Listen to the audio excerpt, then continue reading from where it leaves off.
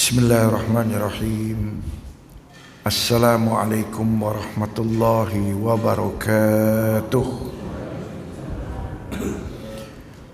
Alhamdulillah, wassalatu wassalamu ala rasulillah wa ala alihi wa azwajihi wa dhurriyyatihi wa ashabihi wa tabi'ihi wa man walah, la nabiyya ba'dah, amma ba'du. Alhamdulillah, segala puji dan syukur kepada Allah Subhanahu wa ta'ala atas segala nikmat dan karunia yang Allah berikan kepada kita. Semoga kita selalu menjadi hamba-hamba Allah yang pandai untuk mensyukuri nikmat-nikmatnya. Amin ya rabbal alamin. Salawat dan salam kepada Nabi kita, Nabi Muhammad sallallahu alaihi wasallam, juga kepada keluarga beliau, para sahabat, para tabi'in, dan segenap umat Nabi Muhammad sallallahu alaihi wasallam. Kita juga berharap dari Allah Subhanahu wa ta'ala, semoga dengan kita memperbanyak salawat kepada beliau, mudah-mudahan Allah memberikan syafaat beliau untuk kita pada hari kiamat kelak. Amin ya rabbal alamin. Bapak Ibu Saudara jamaah pengajian rutin Masjid Nurul Iman rahimakumullah. Tadi sudah disampaikan bahwa materi kita yaitu berkaitan tentang akidah, tentang keimanan.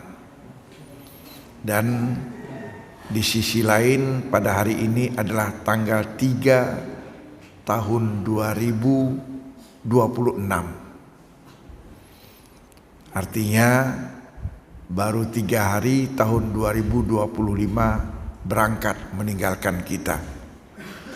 Sekarang sudah bertambah tahun, bertambah umur kita pula, bertambah semakin dekat kita untuk menghadapi kematian.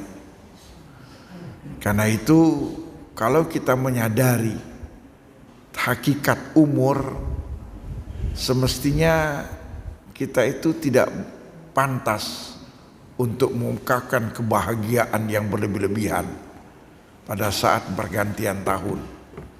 Malah bila perlu menangis. Mengapa? Kematian semakin dekat. Jadi sudah berkurang 1 tahun dengan kita masuknya tahun 2026 ini. Dan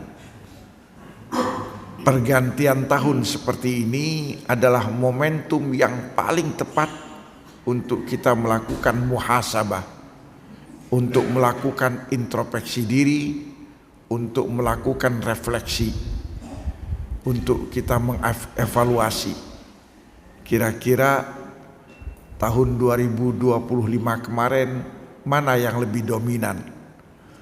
Apakah kita sudah lebih banyak taatnya kepada Allah, atau jangan-jangan masih banyak durhakanya kepada Allah? Apakah kita sudah mampu mengendalikan diri kita, ataukah masih kita temperamen, masih kita punya ambisi-ambisi di atas kapasitas kemampuan kita? Dan evaluasi seperti ini sebetulnya tidak mesti pergantian tahun. Memang kita harus melakukan itu setiap saat, bahkan setiap hari, setiap minggu, setiap bulan. Karena di dalam surat Al-Hasyr ayat 18, apa kata Allah? Bismillahirrahmanirrahim. Ya ayyuhalladzina amanu, wahai orang-orang yang beriman. Di sini artinya Allah berbicara khusus, bukan kepada semua manusia, melainkan hanya kepada manusia-manusia yang beriman kepadanya. Apa yang diminta oleh Allah? Ittaqullah, bertakwalah kepada Allah. Wal tanzur nafsum ma qaddamat lighad. Hendaknya kata Allah setiap jiwa, setiap diri melihat apa yang akan ia persembahkan untuk hari esoknya. Wattaqullah, kembali lagi Allah berkata, dan bertakwalah kepada Allah. Innallaha khabirum bima ta'malun. Sesungguhnya Allah Maha mengetahui akan apa yang kalian kerjakan. Jadi ayat ini jelas dan tegas sekali. Yang pertama diminta oleh Allah, bertakwalah kepada Allah. Apa sih takwa itu? Nabi mengatakan at-taqwa hahuna, at-taqwa hahuna, at-taqwa hahuna. Kata Nabi, takwa itu di sini, takwa itu di sini, takwa itu di sini. Sampai 3 kali Nabi mengulangi. Dan apa yang ada di sini, yang ada di hati itu adalah iman. Makanya Nabi mengatakan al-iman ma waqara fil qalb. Iman itu apa yang bersemayam di hati. Dan takwa Nabi menunjuk ke hati. Berarti bicara takwa itu sama dengan berbicara tentang iman. Nah, kalau dari segi bahasa, takwa itu dari kata waqo. Waqo yaqi takwan wa wiqayah. Artinya melindungi, menjaga. Maka dalam Al-Quran Allah katakan, ya ayyuhalladzina amanu qu anfusakum wa ahlikum naro.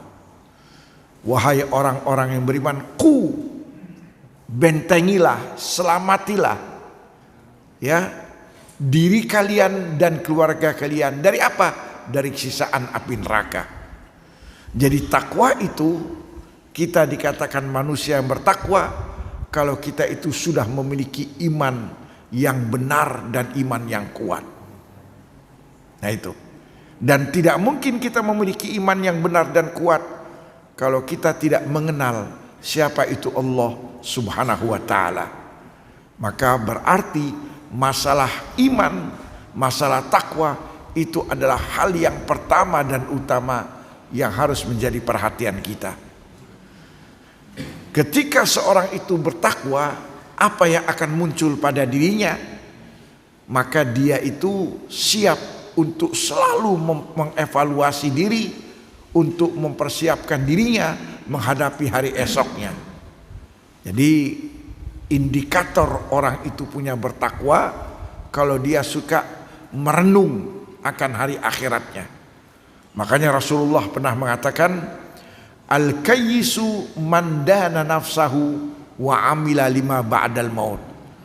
Orang yang pintar, orang yang cerdas, orang yang jenius itu orang yang mampu mengendalikan syahwat hawa nafsunya, wa amila lima ba'dal maut, dan dia berbuat untuk hidup setelah kematiannya.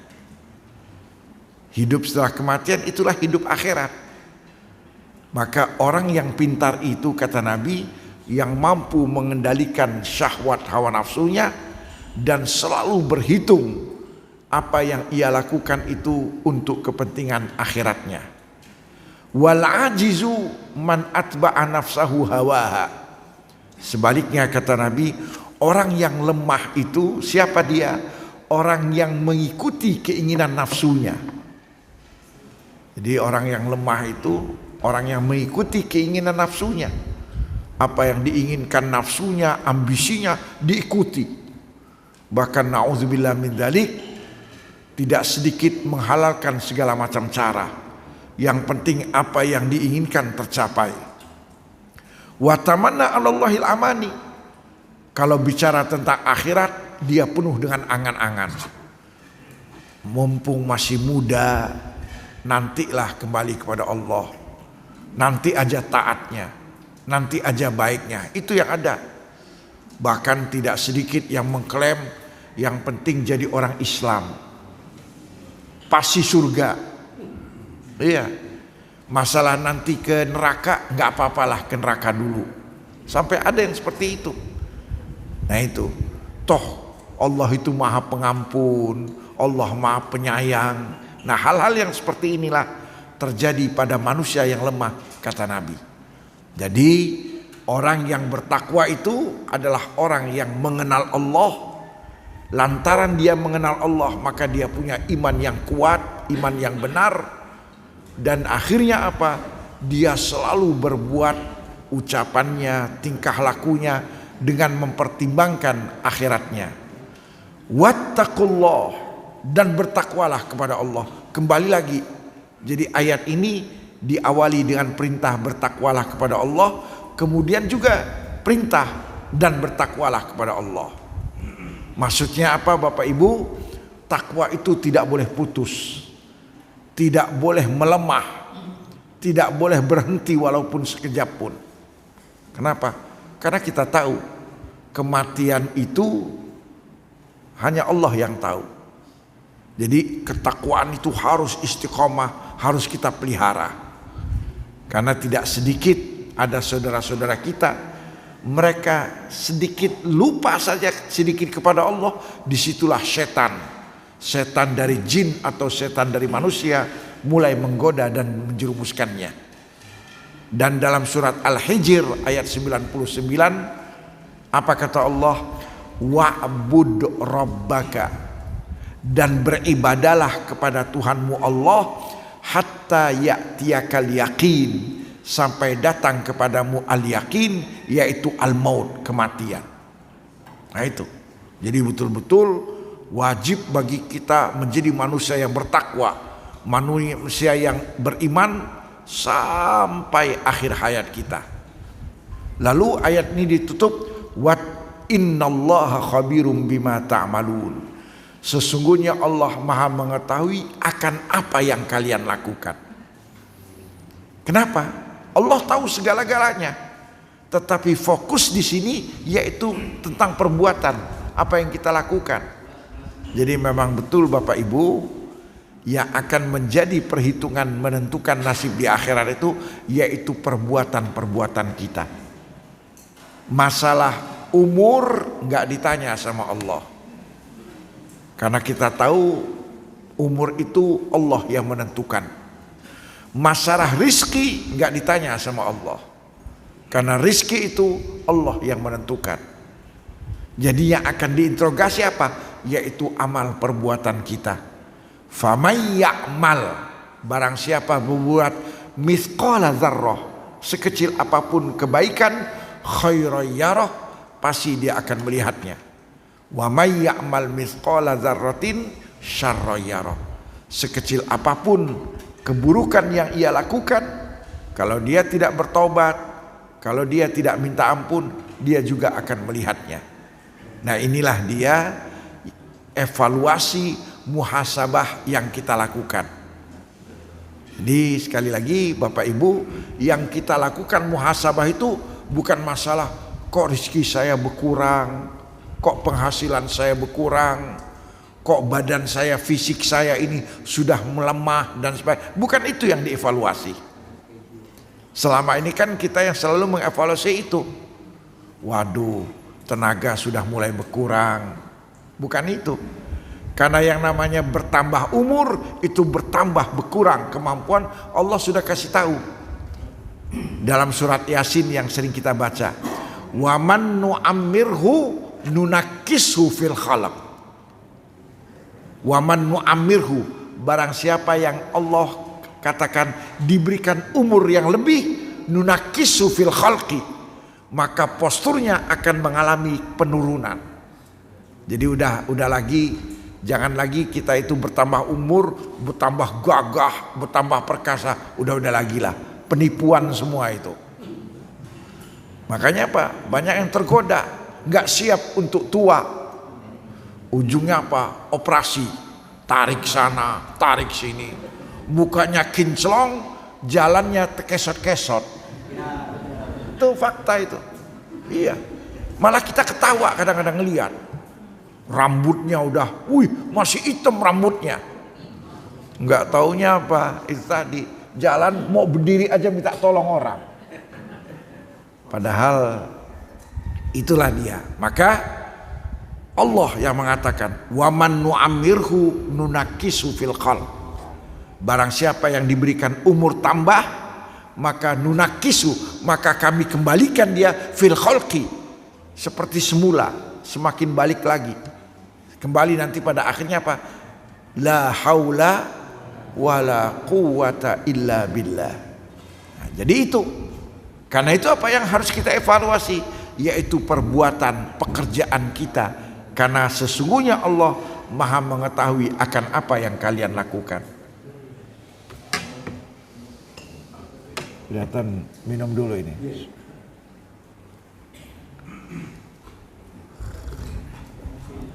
Tadi itu saya itu udah berangkat awal.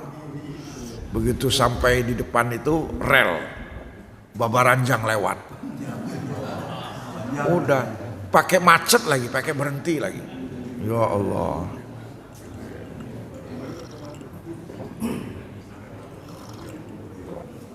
Itu. Makanya Umar bin Khattab radhiyallahu anhu juga beliau mengatakan, hasibu anfusakum qabla an tuhasabu.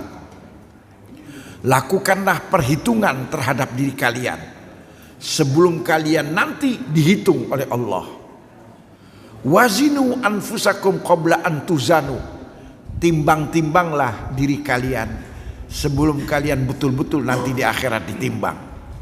Inilah dia. Nah Bapak Ibu, jadi sekali lagi yang kita fokuskan dalam kita muhasabah itu bukan tentang masalah rizki. Kalau rizki itu sekali lagi itu sudah diatur oleh Allah dan sesuai maunya Allah. Makanya kadang-kadang ada orang bertambah umur, bertambah sugih. Tapi bertambah umur ada juga bertambah merosot. Lihat kayak bencana musibah. Ya udah, gampang betul kalau Allah ingin mengambil. Tapi di sisi lain gampang betul Allah kalau ingin memberi. Itu depan rumah saya itu ada namanya mie bawah pohon, viral itu. Jadi waktu itu dia jualan mie-nya itu di pasar tempel depan rumah. Coba kalau bayangan kita, pasar itu kan tempat berputarnya uang. Ternyata apa? Nggak sukses dia di pasar. Pulang sampai sore, dagangan nggak habis. Akhirnya di depan masjid itu ada orang nyewain ini. Jadi ada tanah kosong dibangun, disewalah sama yang tukang mie ini. Nah singkat cerita, sampai hari ini itu rame terus. Bahkan kadang-kadang kalau udah jam 2 itu suka banyak orang datang nggak kebagian. Jam 2 siang. Dan ramai itu. Nah itulah dia. Kalau udah Allah sudah berkehendak, gampang sekali bagi Allah untuk memberikan. Begitu pula gampang juga bagi Allah kalau ingin mengambil. Jadi masalah rizki serahkan itu kepada Allah. Makanya yang akan diinterogasi bukan banyak atau sedikit yang kita dapat. Yang akan ditanya adalah bagaimana pekerjaan kita dalam mencari rizki. Itu apa kata Nabi yang hadis sangat populer, la tazulu qadama abdin yaumal qiyamah hatta yus'al an arba. Seorang hamba ketika melintasi sirat itu jembatan, dan jembatan itu Bapak Ibu terbentang di atas api neraka. Wa in minkum illa wariduha. Dan setiap kita semua pasti melintasi itu. Jadi semua melintasi.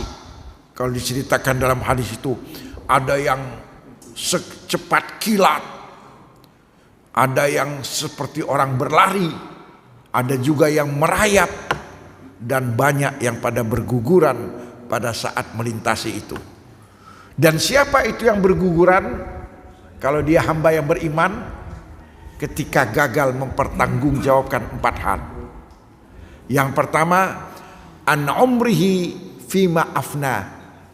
Umur yang Allah kasih itu dihabisin untuk apa?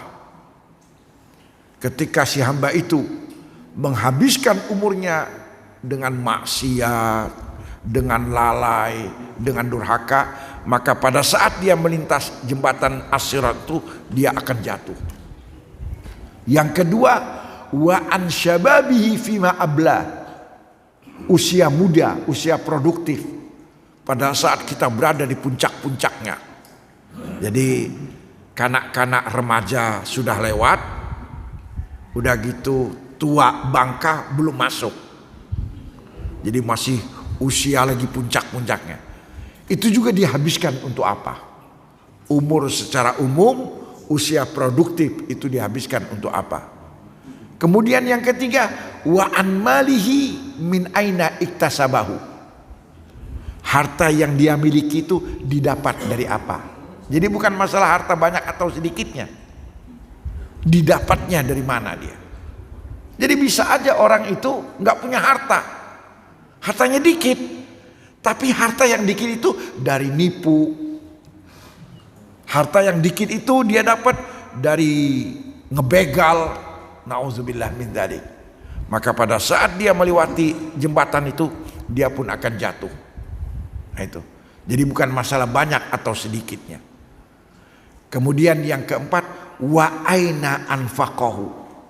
Harta yang dia miliki itu dibelanjakan untuk apa? Kalau dia belanjakan untuk hal-hal yang dihalalkan Allah, untuk hal-hal yang memang diperintahkan Allah, selamatlah dia. Tapi kalau harta itu dibelanjakan untuk sombong, dibelanjakan untuk merayu orang, ya, dibelanjakan untuk membujuk hati wanita, ya, maka akan jatuhlah dia. Gak tahu itu berita kayak aura kasih itu betul nggak ya?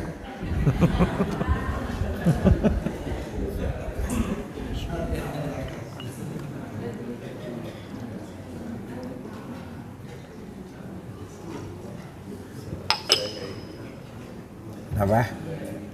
Gak ngikutin ya. Cuma apa namanya, ketonton aja ya, sekilas-sekilas ya. Nah inilah dia Bapak Ibu. Nah karena itu apa yang harus kita persiapkan diri kita? Yang pertama, Allah minta kepada kita surat Al-Baqarah ayat 208. Ini yang harus kita camkan. Kata Allah begini, ya ayyuhalladzina amanu dukhulu fis-silmi kafah. Wahai orang-orang yang beriman. Lagi-lagi ini khusus untuk kita. Udkhulu fis-silmi kafah. Masuklah ke dalam agama Islam ini secara totalitas, secara kafah. Nah itu. Wala tattabi'u khutuwatis syaitan. Dan jangan ikuti bekas-bekas jejaknya setan. Jadi jangankan setannya yang kita ikuti, bekasnya aja nggak boleh kita ikuti. Innahu lakum aduwwum mubin. Sesungguhnya setan itu bagi kalian adalah musuh yang nyata. Maka di sini Bapak Ibu, sebagai persiapan kita hari esok, mari kita menjadi muslim, muslimah yang kafah, yang total dalam beragama. Berarti ada dong Islam yang sekedar nama saja. Ada. Bahkan ada yang sekedar Islam tetapi tidak mencerminkan dia sebagai orang Islam. Maka yang menjadi tugas kita, kita sudah menjadi muslim muslimah, mari kita total dalam beragama Islam kita ini. Nah, sehubungan dengan ini, kita tahu kan Islam itu kan ada 3. Iman, Islam, dan ihsan. Jadi kita itu dikatakan total dalam beragama Islam kalau kita memiliki 3 ini.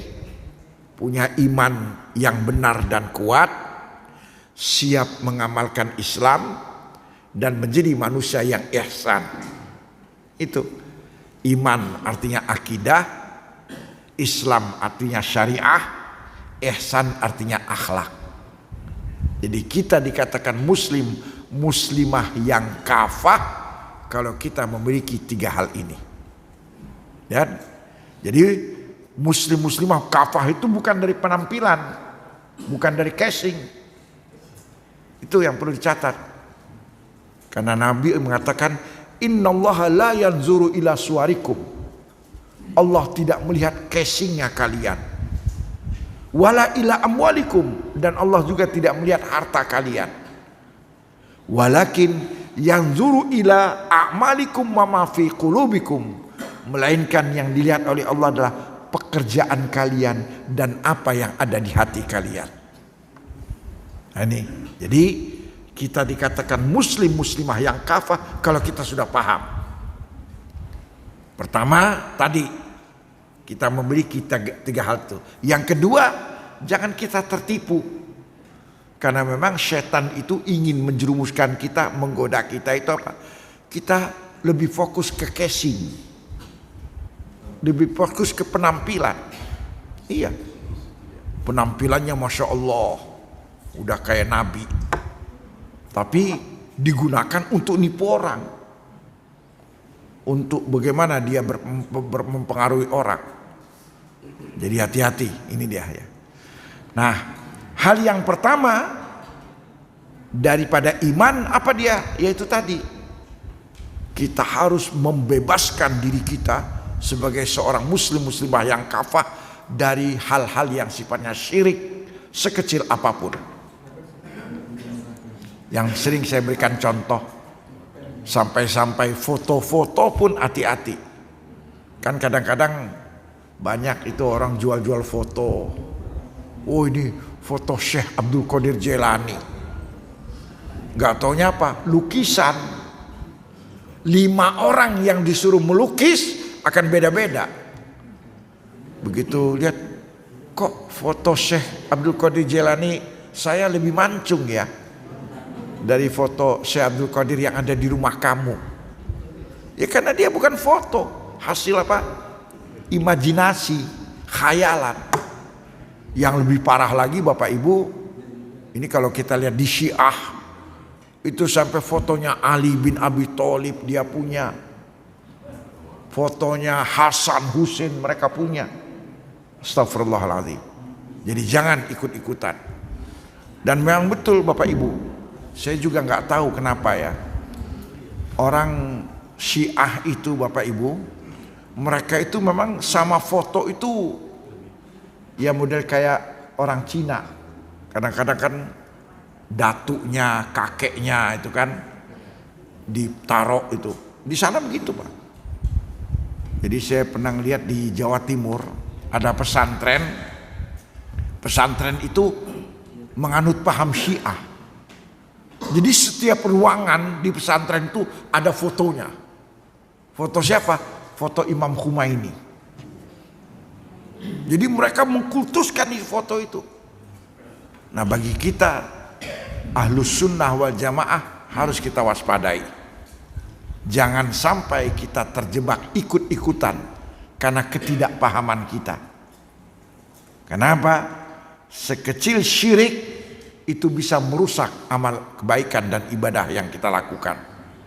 Surat Az-Zumar ayat 65. Walaqad uhiya ilaika wa ilal ladzina min qablika.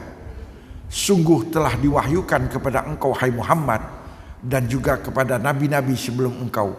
La in asyrakta, seandainya kau berbuat syirik, la yahbatonna amaluka, maka akan hapuslah, tidak berbekas amal ibadah dan kebaikan-kebaikanmu. Jadi gak main-main kalau udah syirik. Wala takunanna minal khasirin, dan sungguh kau nanti di akhirat akan tergolong makhluk yang rugi. Nauzubillah min dzalik. Itu yang namanya syirik. Makanya dari awal harus bagaimana kita bersihkan hati kita dan kita singkirkan benda-benda yang bisa merusak akidah kita. Nah, kemudian yang kedua yang harus kita lakukan apa? Minal jahl ilal ilmi. Mari kita persiapkan diri kita menjadi muslim muslimah yang kafah. Bagaimana caranya? Jadilah kita manusia yang berilmu, manusia yang paham. Karena dengan ilmu itulah kita mampu untuk membentengi diri kita. Banyak orang kena tertipu Pak, jujur karena nggak punya ilmu. Diiming-imingin, udah Pak, Bapak tabung 10 juta, nanti setiap bulan tabungan Bapak jadi tambah 1 juta. Jadi 10 juta, kalau setahun berarti uangnya itu sudah jadi 22 juta. Mati bangi. Banyak. Ini kasus yang lagi masalah Ustadz Yusuf Mansur ya. Coba kalau kita berpikir, ya itu tadi, yang nipu orang Islam, yang tertipu siapa? Orang Islam juga. Banyak. Di masjid saya waktu itu pernah datang, ada bawa mobil Pak, datang ke masjid. Tujuannya apa? Ingin menghimpun sumbangan untuk Palestina. Wih, jadi dia bawa serban, dilelang itu serban. Bapak ibu siapa yang ingin masuk surga? 5 juta. Wih, alangkah banginya masuk surga dengan 5 juta. Wih, berebut Pak, ngacung Pak.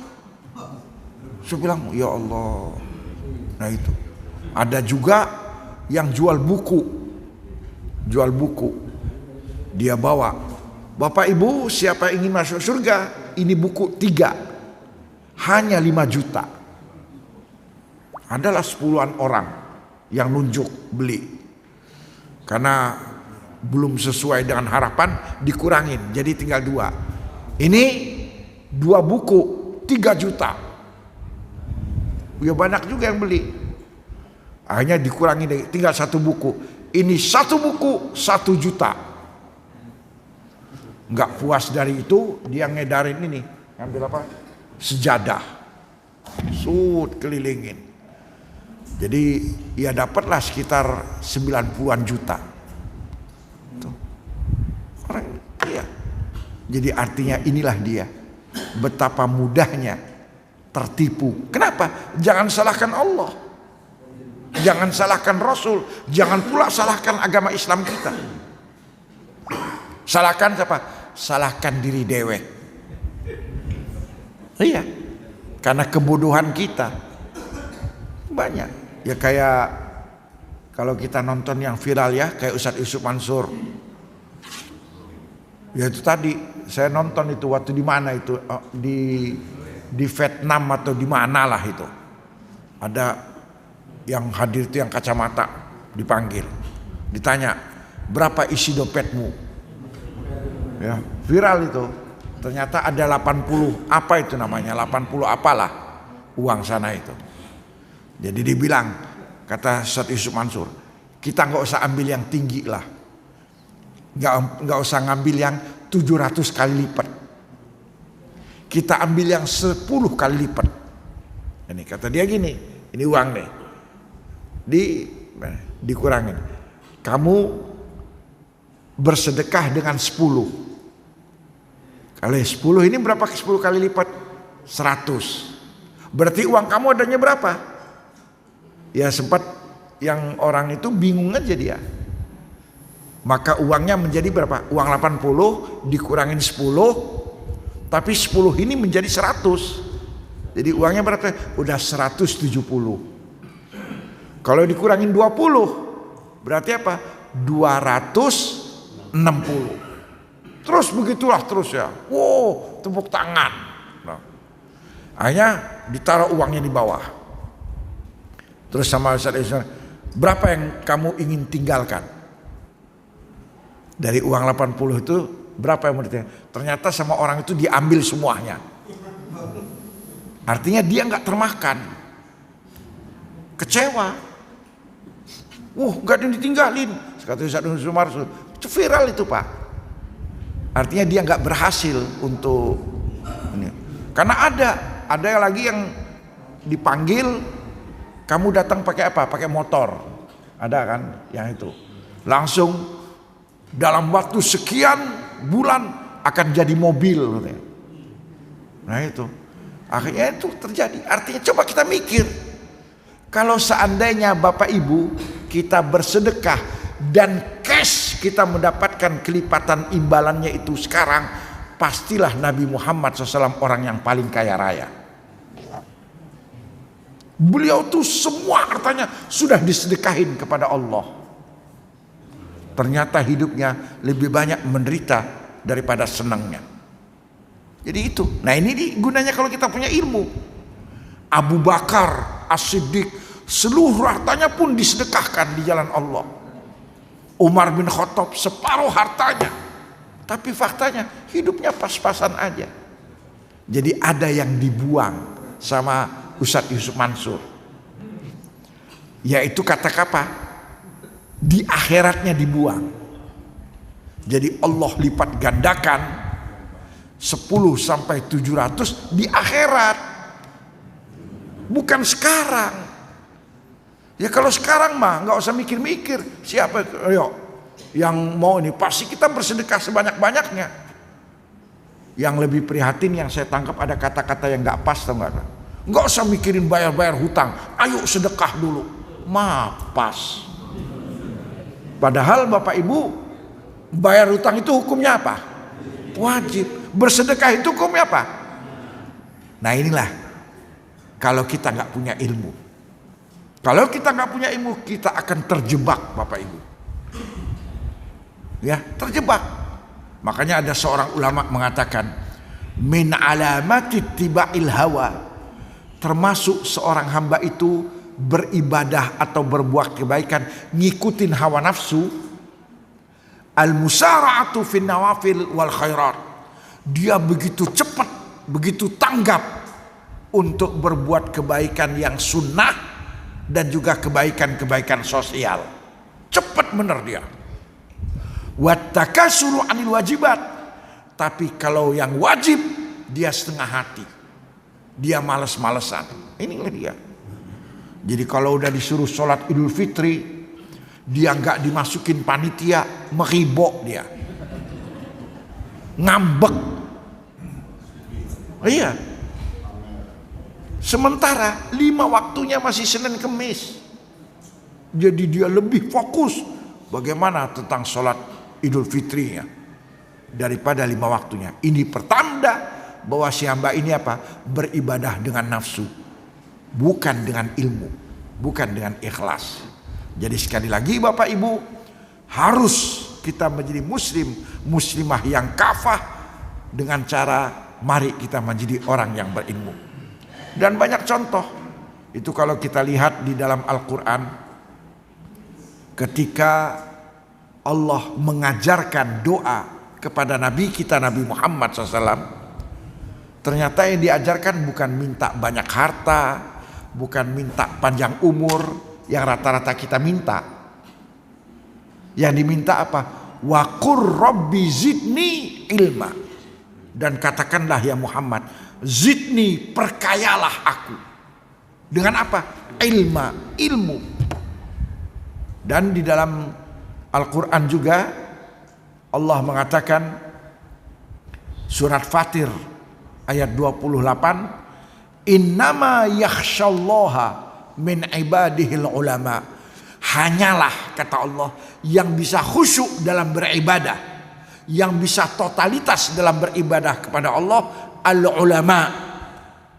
Ulama itu jamak dari kata alim. Alim itu artinya apa? Berilmu. Udah itu.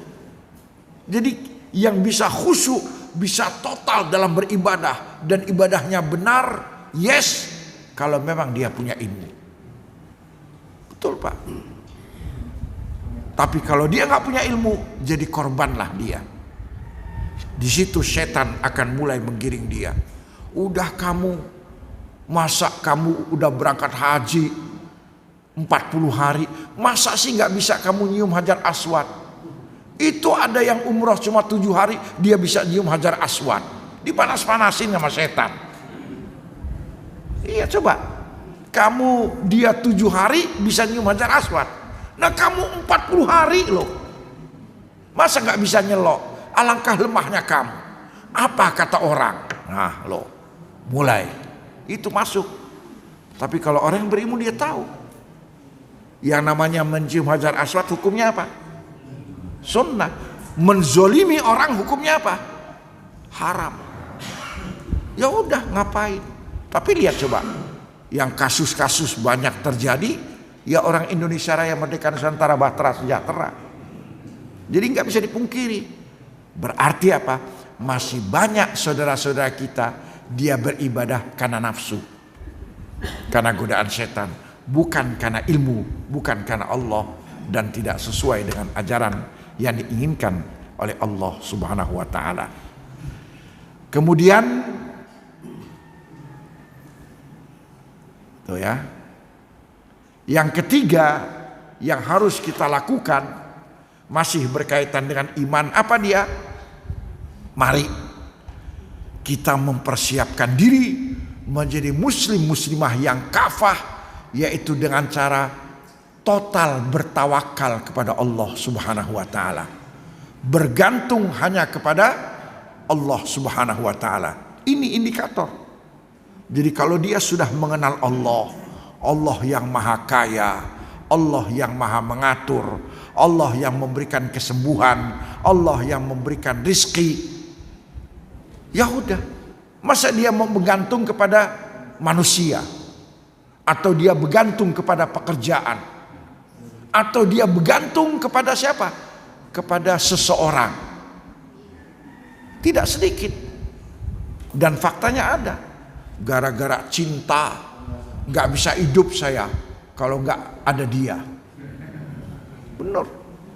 Padahal dianya na'udzubillah min dzalik, bahkan ada yang non muslim, dia siap meninggalkan iman Islamnya karena dia gak bisa hidup coba tanpa dia. Jadi inilah dia yang harus kita menjadi muslim muslimah kafah. Mari kita belajar untuk bagaimana kita bisa berpasrah diri kepada Allah. Kata Allah apa di dalam Al-Quran? Wa may yattaqillaha yaj'al lahu makhraja. Barang siapa betul-betul bertakwa kepada Allah, maka Allah akan memberikan jalan keluar untuk dia. Wa yarzuqhu min haitsu la yahtasib. Dan Allah akan memberikan rizki kepada dia tanpa dia memperhitungkannya. Wa may yatawakkal 'alallahi fahuwa hasbuh. Dan barang siapa betul-betul bertawakal, berpasrah kepada Allah, maka Allah lah yang akan mencukupi dia. Dan ingat Bapak Ibu ya, tawakal itu adalah perbuatan hati. Maksudnya apa? Jangan kita mengira ada orang gak kerja, nyantai, woi saya orang tawakal, udah lagi lah. Itu namanya orang gagal paham. Nah itu orang yang gak punya ilmu. Karena kita tahu tawakal itu adalah perbuatan hati, bukan anggota badan. Jadi anggota badan ini kita gunakan untuk berikhtiar, otak untuk mikir, hati untuk berpasrah. Jadi masing-masing ada wilayahnya. Anggota badan kita, kaki untuk kita jalan mana, tangan untuk kita berkreatif, berbuat. Kemudian otak untuk kita berpikir, hati untuk berpasrah kepada Allah Ta'ala. Nah inilah dia yang berkaitan dengan masalah-masalah akidah keimanan. Kemudian yang keempat, yang harus kita persiapkan diri sebagai seorang muslim muslimah yang total, apa dia? Mari kita lebih banyak berbuat, berkarya daripada omon-omon, daripada banyak berteori. Dan kita termasuk ini, ketinggalan sepur kita apa? Kita masih berdebat, masih diskusi, orang sudah terbang. Iya, kita terlalu banyak. Kalau udah mikirin bola, komentatornya itu mau 20 orang. Lihat kayak ijazah Jokowi. Sampai detik ini coba omon-omon terus. Gak ada guna semua itu. Bener. Itu. Dan mari kita menjadi sebagai muslim muslimah yang kafah. Yaitu mari kita lebih banyak berbuat, lebih banyak bekerja. Jangan banyak berteori. Nah itu. Karena Nabi, man kana yu'minu billahi wal yawmil akhir falyaqul khairan aw liyasmut. Barang siapa betul-betul beriman kepada Allah dan hari kemudian, falyaqul khairan, berkatalah yang baik, aw liyasmut, atau lebih baik diam. Ini enggak. Kalau berkatanya jahat, fitnah, memprovokasi, kalau diam karena lagi sakit gigi. Nah, jadi ini yang harus kita robah isi hari-hari kita. Dan di dalam Al-Quran kembali lagi Bapak Ibu, surat At-Taubah ayat 106. Apa kata Allah? Wa qul i'malu, katakanlah ya Muhammad, i'malu, berbuatlah, bekerjalah, berkaryalah. Fasayarallahu amalakum wa rasuluhu wal mu'minun. Niscaya Allah melihat pekerjaan kalian, Rasul melihat kalian, dan juga orang-orang beriman melihat karya kalian. Artinya Bapak Ibu, dalam kita berbuat, berucap, perhatikan 3 hal. Pertama, Allah. Kira-kira yang akan saya lakukan ini dibenarkan tidak oleh Allah? Dihalalkan tidak? Kalau dibenarkan, dihalalkan, bismillah. Yang kedua, Rasul. Artinya kalau bernyangkut masalah ibadah, sesuai enggak dengan tuntunan Rasul? Kalau sesuai dengan tuntunan Rasul, bismillah, teruskan itu lakukan. Kemudian yang ketiga apa? Yang saya lakukan ini bermanfaat tidak bagi orang-orang yang beriman? Positif tidak untuk mereka? Jadi 3 hal ini dalam kita berbuat apapun, dalam bekerja, dalam beribadah, dalam melakukan hal, perhatikan 3 hal ini. Allah yang menentukan halal atau tidak halal apa yang kita kerjakan. Rasulullah yang menentukan apakah sesuai tidak dengan ajaran dan keteladanan beliau. Yang ketiga, orang yang beriman.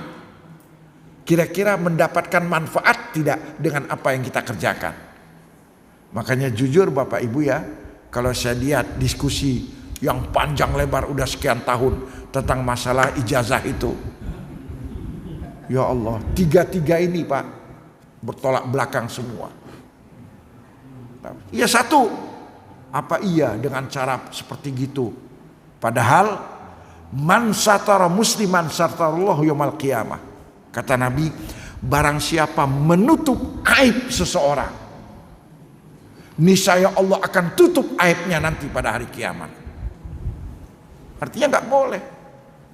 Apalagi menuduh, memfitnah, memproklamirkan. Nah ini tolonglah, kita sebagai seorang muslim muslimah beda loh. Oh, mencari kebenaran ilmiah udah lagi lah. Iya. Jadi ini kalau kita berbicara ya dari sudut agama kita, nggak boleh. Ya, misalnya di Bapak Ibu, saya berikan contoh ya. Ada kita di Surabaya lah. Tahu-tahu kita ketemu teman kita. Ternyata dia di sana apa? Sengaja dia pergi ke Surabaya sana Pak, karena dia itu mau main judi, tapi sengaja milih tempat yang tidak ada yang kenal dia. Artinya Pak, dia tidak mau orang tahu itu. Lalu kita ngelihat dia mapas, ternyata jauh-jauh ke Surabaya harga guhau. Bagaimana sikap kita? Apakah kita langsung viralin? Gak boleh. Kita sembunyikan, karena dia sendiri gak mau orang tahu. Cuma dia belum sanggup untuk melawan bejudinya itu. Ini bagi kita tanda orang yang beriman. Kalau kita aib pengen ditutup oleh Allah, sembunyikan aib dia. Biarlah yang tahu kita. Dan kita mungkin omongin aja, nasihati. Nah ini sikap agama Islam kita itu. Nah itu ya, jadi sekali lagi indikator atau barometer dalam kita bekerja, dalam kita berbuat 3. Allah, Rasul, dan orang beriman. Surat At-Taubah ayat 105. Allah yang menentukan halal atau tidak halal, teruskan atau tidak teruskan itu pekerjaan. Rasul sesuai tidak dengan tuntunan yang diajarkan oleh Rasul. Yang ketiga, orang beriman merasakan manfaatnya ataukah tidak dari apa yang kita lakukan. Kalau ternyata positif semua tiga-tiganya, bismillah, lakukanlah. Di situ kita mendapatkan ridho Allah. Di situ kita mendapatkan keberkahan dari Allah Subhanahu wa ta'ala. Kemudian Bapak Ibu, yang berikutnya yang harus kita persiapkan yaitu tadi, dengan kita mengevaluasi ini, kalau ternyata masih kita lebih berat cinta sama dunia, bahkan masih siap menghalalkan segala macam cara demi untuk mencapai yang kita inginkan, di situ kita harus stop. Mari kita menjadi muslim muslimah yang kafah untuk lebih cinta akhirat daripada cinta dunia kita. Begitu pula masalah perbuatan kita. Dan yang terakhir yang harus kita evaluasi apa? Tentang akhlak. Akhlak kita. Karena akhlak ini yang menentukan. Kata Nabi, akmalul mu'minina imanan ahsanuhum khuluqa. Orang beriman yang paling sempurna imannya bukan yang banyak sholatnya, bukan yang banyak puasanya, bukan yang banyak baca Qur'annya, melainkan apa kata Nabi, yang terbaik akhlaknya. Udah, ini. Jadi kadang-kadang Bapak Ibu ya, saya punya adik ipar itu 35 tahun di Jerman. Nah itu, jadi dia cerita di sana itu ya, alangkah beretikanya. Jadi sudah naluri insting di sana itu, sudah apa ya, sudah jadi bawaan. Makanya betul ketika ada ulama Mesir namanya Muhammad Abduh pergi ke Perancis, dia pulang ke Mesir, di sana saya dapati Islam. Saya tidak mendapati orang Islam. Di sini di negeri saya dapati orang Islam, tetapi saya tidak mendapati Islamnya. Mudah-mudahan Allah memberikan hidayah dan taufiknya kepada kita, agar kita mampu mengisi sisa-sisa umur kita ini untuk menjadi muslim muslimah yang kafah. Amin ya rabbal alamin.